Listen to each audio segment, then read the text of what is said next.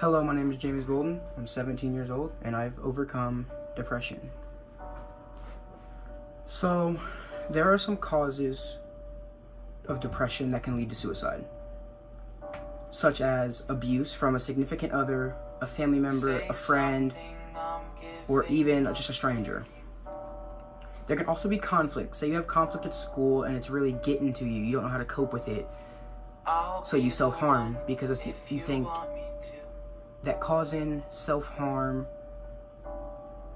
might take the pain away because you don't want to be on this world no more. Now, depression can also be caused by death or losing someone you love. So say somebody you're really close to just walks out on you, doesn't say goodbye, doesn't do anything, doesn't talk to you ever again. That can cause depression. Death is in my opinion, is a major cause of depression. When I was, it was like 8 or 9 years ago, almost 10 years ago, I had lost my grandpa, and then my grandma, and my other grandma, and then my aunt, and then my cousin committed suicide. Me and him were very close, and it hit me very deep. And then, just in March of 2017, I would lose one of the people that was most important to me in my life, and her name was Amanda Grace Kelly. She died in a house fire with her husband Scott, her daughter Lizzie, and her son Judah. Now, as I was saying though, death can cause depression. Now, you can also be born with depression. So, like most people are born with genetics, like brown eyes or blue eyes or whatever's most common in your family, you'll have them. Major events, such as not having a stable place to live, just uprooting and moving home to home, school to school, can cause stress, which gives you depression of not knowing what a stable living environment is. And then, bullying. When somebody is bullied, it doesn't make sense. There's no way to explain why they bully people. Some people do it because it makes them feel better because deep down, they don't like themselves. When I was in 6th grade, the middle of 6th grade, I had moved from my school that I had been at since kindergarten, went to a different school. Due to the teachers picking on me and trying to get me in trouble most of the time. And then when I was at the new school,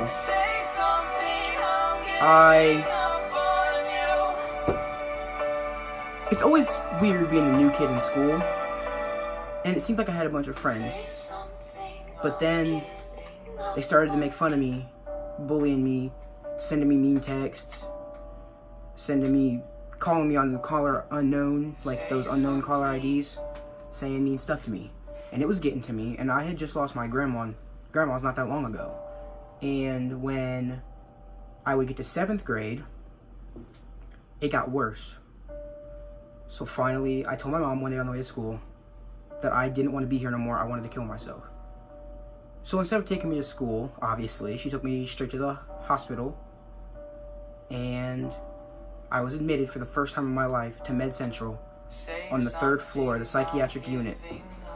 Now, you think maybe, oh yeah, it helped you, right? Not exactly. I was having a hard time in my life, struggling with a bunch of deaths in the family in a big time span, and I was only about 10 or 11 maybe at this time, and being on the 3rd floor can make depression a little worse. You're entrapped in a little area of the hospital where there's certain visitor hours. You can't have certain things, you can't do certain things.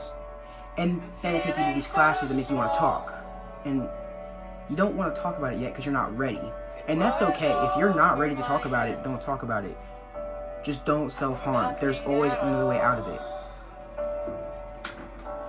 So I got discharged. I was put on some depression meds, antidepressant, anti-anxiety. And then about, I don't know, a couple months later, maybe a year later, I was back in there. And it was for the same thing. I was in about 8th grade at this time. I was still at my old school. And then it got worse. The bullying got worse and got worse, kept getting upped, and people kept making fun of me more. Somebody at one point told me to kill myself. So finally, I just went back to the hospital and started self-harming, thinking, this is my escape route. This is what I can do just to get away from everybody for a week or however long they keep you. So I was in there again. I made some pretty cool friends in there. I still keep in touch with some of them. And then I was let go again because I told them, I'm okay. I don't have any thoughts anymore. But that was a lie. I was using a fake smile to get back out. So then I moved from that school to the school I'm at right now, Mansfield Senior High. About the middle of 8th grade. I moved there, and I thought, new start, fresh start, No one really knows me there. Well, when I got there, once again, I was the new kid. I didn't have the fancy shoes, the fancy clothes, because I just didn't. So I'd get made fun of for what I wore, for how I looked, for how I acted, for how I talked, etc., etc. And I went back to the 3rd floor in about, I think I was in Fairview Hospital this time. When I went there, I was having nightmares this time though. I was having nightmares and I couldn't sleep at night because every time I would sleep, all I could see is a gun to my head or a rope around my neck. So finally I told one of the counselors at school about it. They called my parents, went back to the hospital. They put me on a med to help me sleep while I was there. Once again, I faked a smile, went home. And then in about my freshman year, I thought I hadn't had a bunch of suicidal thoughts in a little bit now. But they were still there. I was just pretending that I was okay. And I met this girl. We started dating. Best year of my life is what I was thinking so far. I was doing great in school. And then stuff happened to where my life just started going on a downward spiral again at that point. I lost my uncle on my birthday. He was brain dead on November 13th. November 14th, he was officially passed away. So I still had that in my mind as I had just switched to Mansfield Senior a year ago when it happened. And I didn't know how to cope with it still, no matter how many things they told me to do. Write in a journal, listen to music, write lyrics, write your thoughts down, talk to someone, do this, do that. None of it was seeming to help. I was struggling with my relationship with God. And at this point I'm thinking, why? Why me? Why are you letting this happen to me? What did I do? And I would go back to the hospital in my freshman year. Now, this time I was seeing things, I was hearing things, and my thoughts were getting worse. So I told the counselor, she called my parents, I went back for the 4th time. Now, when I got there, they asked me what I want to do with my life. I said, I want to go into the Army. And this is where I finally had heard God speak to me for the first time in a long time. As I was back in the hospital, I was told that if I kept coming back, I was going to be taken away from my parents and put in a foster home. So that was part of my wake-up call. I was thinking, well, I can't lose my parents too. I've lost too many people. So, this time, I'm in bed and I'm laying there. I finally fall to sleep and I hear this voice, and it sounded a lot like my cousin Oliver.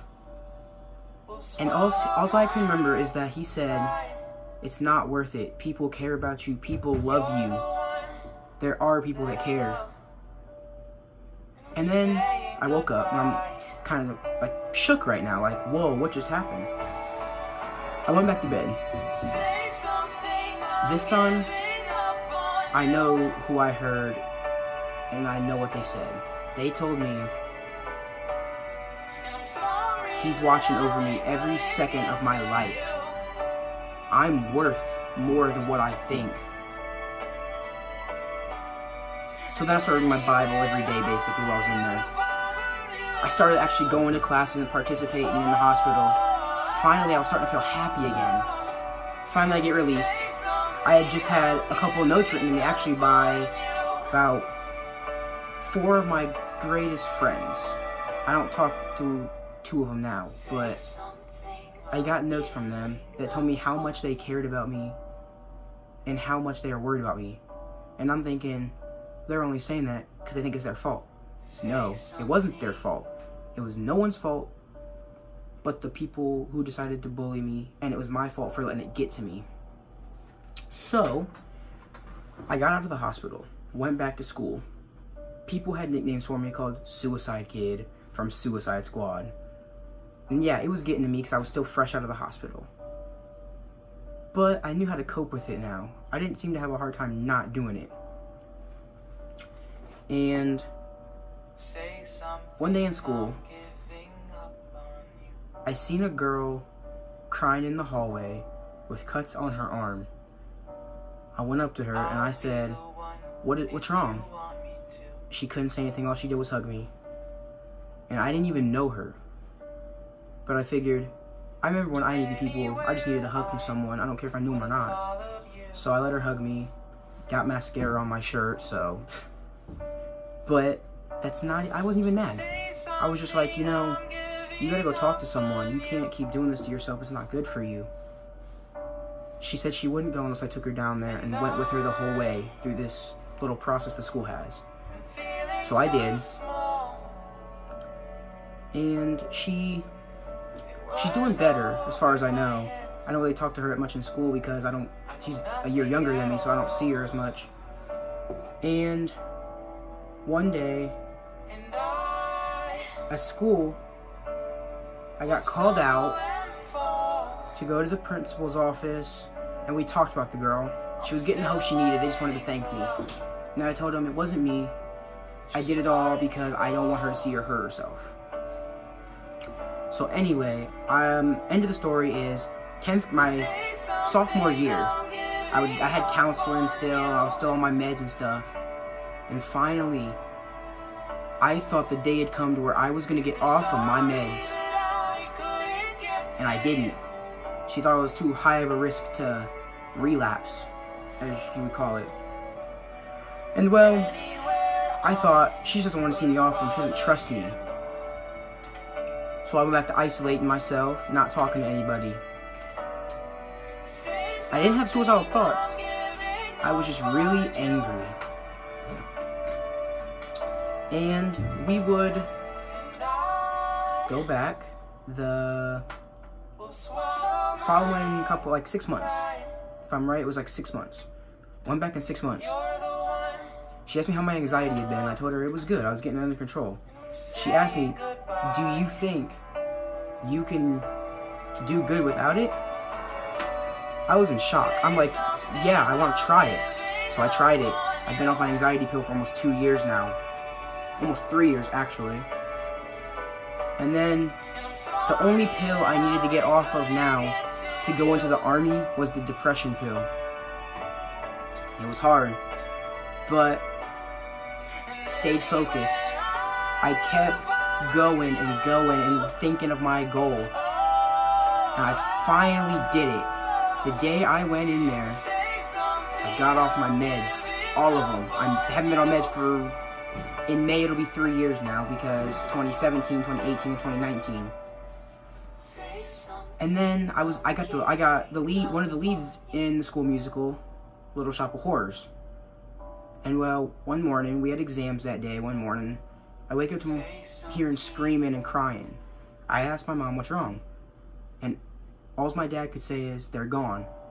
And now I'm thinking this is a bad dream. But when I heard they're gone, I didn't believe it for the longest time. I still somewhat don't believe this is reality. I just can't believe my cousin's gone. She was my world. Like, that's who I would talk to about anything. So, I tried to go to school that day. I just couldn't do it. It was too overwhelming. So I went home, spent the day with my family, and finally, I had to miss a couple of days of school because the funeral was coming up. The funeral had to be one of the hardest things I've had to go to since my grandma's died. And I'm not sure how to explain it, but deep down I know she's watching me, and I know that I'm making her proud. So fast forward to my junior year this year. I lose my great uncle Dickie. It hit me kind of hard, thinking I didn't get to say goodbye to him. But I knew he knew that I loved him. So I knew how to get over it. I'm kind of used to it right now. So let's back up a little bit to August. I was allowed to get my first tattoo, and I wanted it to mean something. So I got it right here on my arm, and it said, "God's the writer, I'm the author, and my story's not over yet," with a semicolon. And the semicolon stands for suicide awareness. I have defeated suicide, like suicidal thoughts. I have defeated depression. I defeated anxiety. And I know you guys can too. I'll have the suicidal hotline in the comments below.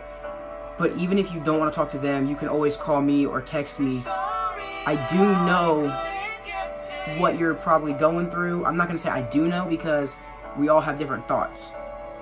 But I just want to be able to help someone beat depression. But I want them to know I can't be the one that helps them. They have to help themselves. And it's possible. I haven't had a bad thought in 4 years, basically, because I was working so hard on getting off my pills that I haven't had a bad thought. No matter how much death I've went through, no matter how many bullies I've had, the fact of the matter is they don't define me. They're not going to know me when I'm older. It's me. I choose my life. I make my own path.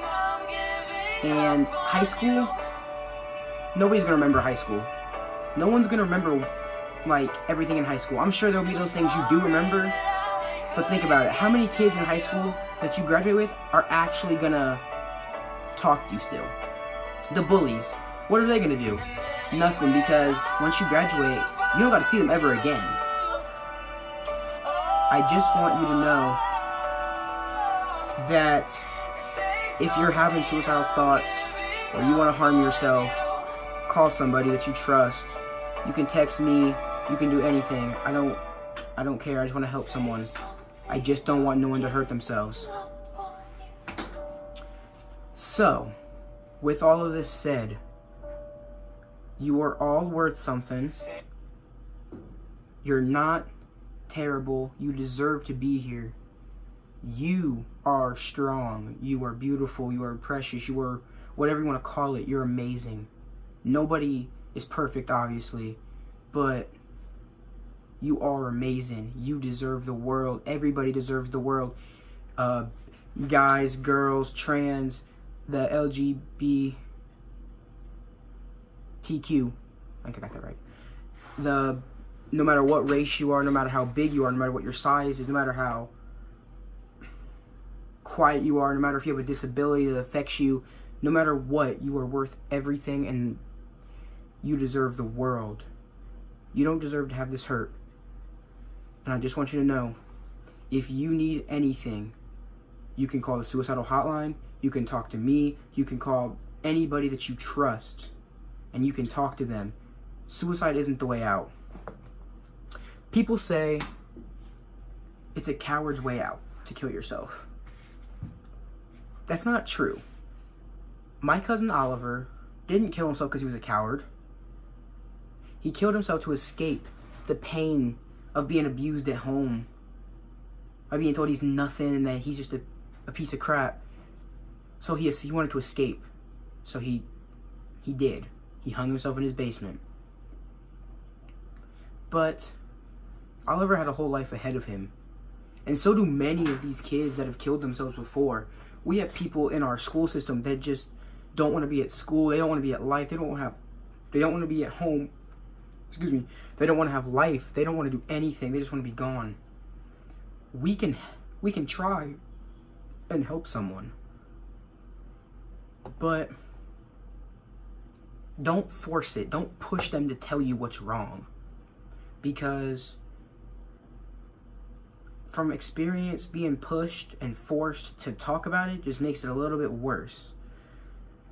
So, with all of this said, I just want everyone to know you're worth the world. You deserve everything. And I want you all to have a great life. You're all going to do big things in the world. I don't care what you think. I don't care if you say, well, I'm not even going to college. I'm not doing this. I'm not doing that. I don't care. You're still going to do something great in the world. This was my story. And I hope that this helps, because I don't want to see anyone get hurt. I don't care if I know you or not.